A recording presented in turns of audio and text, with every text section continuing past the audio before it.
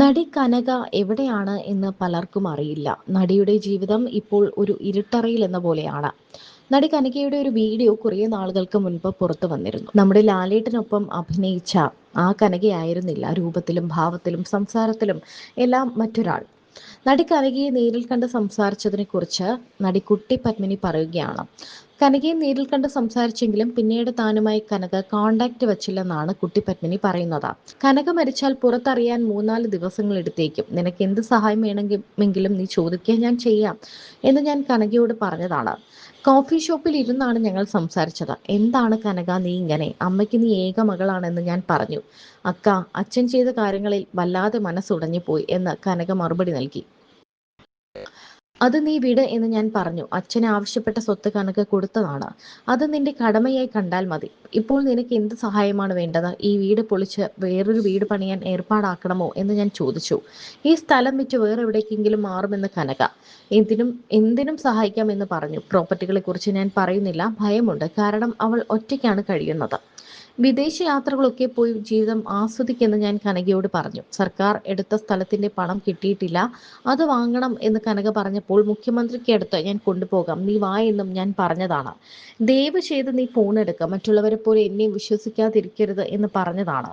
ഒരു ദിവസം കനക വാട്സാപ്പിൽ തംസപ്പ് അയച്ചു, പിന്നെ വീണ്ടും ഫോൺ ഓഫ് ചെയ്തെന്ന് കുട്ടിപ്പത്മിനി പറയുന്നു. എന്താണ് സംഭവിക്കുന്നത് എന്ന് ശരിക്കും പറഞ്ഞാൽ അറിയില്ല എന്നാണ് കുട്ടിപ്പത്മിനിയും പറയുന്നത്.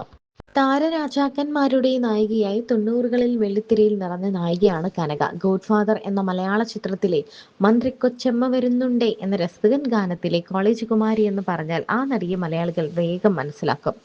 കനക എന്ന് പറഞ്ഞാൽ മനസ്സിലാക്കാൻ ഒരു പാടുമില്ല. എന്നാൽ ഇന്ന് കുറേ നായ്ക്കൾക്കും പൂച്ചകൾക്കും ഒപ്പം ചെന്നൈയിലെ വീട്ടിൽ ഏകാന്തവാസത്തിലാണ് കനക. അച്ഛനമ്മമാരുടെ ദാമ്പത്യത്തിലെ അസ്വാരസ്യം കനകയെ തള്ളിവിട്ടത് അരക്ഷിതത്വത്തിലേക്കാണ്. എന്നും അമ്മയുടെ ചിറകിൻ കീഴിൽ ഒതുങ്ങാൻ ഇഷ്ടപ്പെട്ടിരുന്ന ആ മകൾ അമ്മയുടെ മരണശേഷം തീർത്തും ഒറ്റപ്പെട്ട അവസ്ഥയിലാണ്.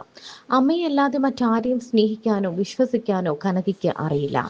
അഭിനേത്രിയായ ദേവികയുടെയും അസിസ്റ്റന്റ് ഡയറക്ടർ ദേവദാസിന്റെയും മകളായി 1973 ജൂലൈ 14 ചെന്നൈയിലാണ് കനക മഹാലക്ഷ്മി എന്ന കനക ജനിച്ചത്. തമിഴ് സിനിമാ ലോകത്ത് നിറഞ്ഞു നിന്ന നടിയായിരുന്നു കനകയുടെ അമ്മ. തന്നെപ്പോലെ മകളെയും ഒരു അഭിനേത്രിയാക്കണമെന്നായിരുന്നു അവരുടെ ആഗ്രഹം.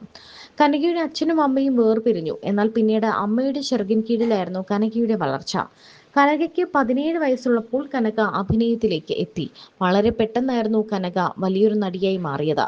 ആദ്യ ചിത്രം തന്നെ ഹിറ്റായത് കനകയുടെ ജീവിതത്തിൽ വഴിത്തിരിവായി. പക്ഷേ ഭാഗ്യം പ്രതീക്ഷിച്ചതുപോലെ കനകയെ തുണച്ചില്ല. കനകയുടെ മറ്റു ചിത്രങ്ങൾ വിചാരിച്ചത്ര വിജയിച്ചില്ലെങ്കിലും തമിഴ്, തെലുങ്ക്, മലയാളം സിനിമയിലെ സൂപ്പർ നായകന്മാർക്കൊപ്പം നായികയായി തിളങ്ങാൻ കനകയ്ക്ക് അവസരം ലഭിച്ചു.